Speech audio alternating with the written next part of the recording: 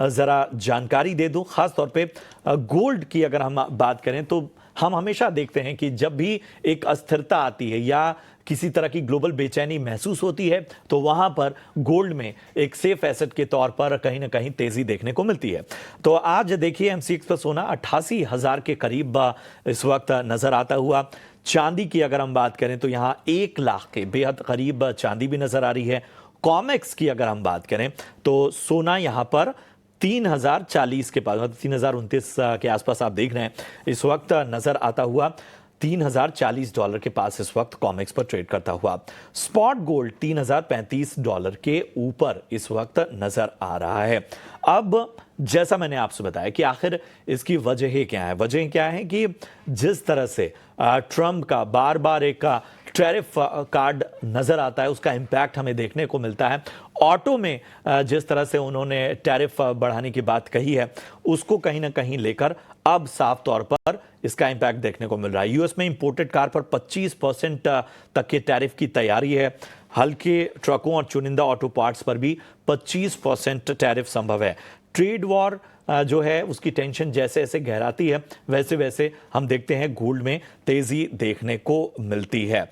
तो इन सब के बीच में जरा गोल्ड पे ही सबसे पहले बात कर लेते हैं। और तरुण जी, सबसे पहले मैं आपके पास आना चाहूंगा, बताइए क्या रणनीति लेकर चला जाए। और जैसा मैंने कहा कि जब भी ग्लोबली एक बेचैनी महसूस होती है, चाहे हम ट्रेड वॉर देख लें या आम जंग, जब युद्ध की भी बातें सामने आती हैं या किसी तरह की इकोनॉमिक अस्थिरता की बात सामने आती है, तो उसको कहीं ना कहीं गोल्ड सपोर्ट के तौर पे देखता है।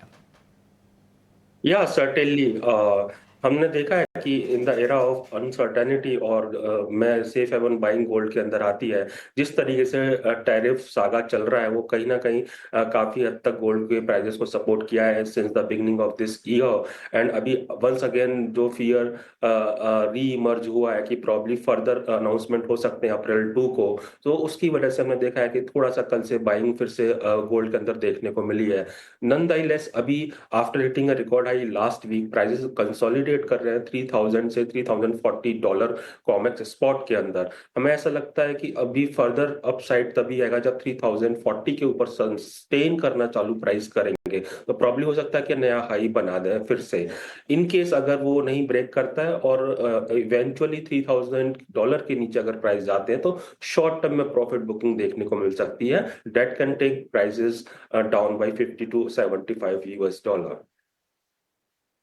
लेवल्स का विशेष रूप से आपको ध्यान रखना है, खासतौर पे तरुण जी की राय में 3,040 का जो स्तर है, अगर उसे ब्रेक करता है तब जाकर जो है वो अपसाइड मूवमेंट देखने को मिलेंगे। नहीं तो निचले स्तरों पर आपको 3,000 जो है उसके स्तर को अपने जहन में रखना होगा। प्रथमेश जी, मैं आपके पास आना चाहूंगा, बताइए आपकी क्या राय है।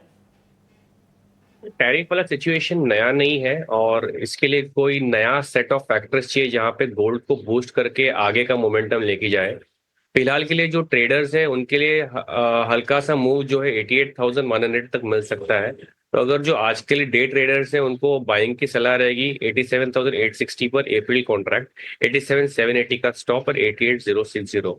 हालांकि ये calls purely stop losses maintain करके ही करना है। मैं भी एक्सपेक्ट कर रहा हूँ यहाँ पे ऊपरी भाव से एक बार करेक्शन की उम्मीद कर सकते हैं। ये this strategy is just only for day traders.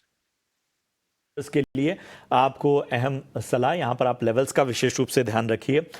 जो है वो 88,000 के ऊपर तक के लक्ष्य, स्टॉप लॉस 87,780 का आपको रखना है और बाय ऑन डिप्स की रणनीति के तहत ही आपको यहाँ पर, क्योंकि अभी भी 88,000 का जो स्तर है उसको इंटैक्ट किए हुए है।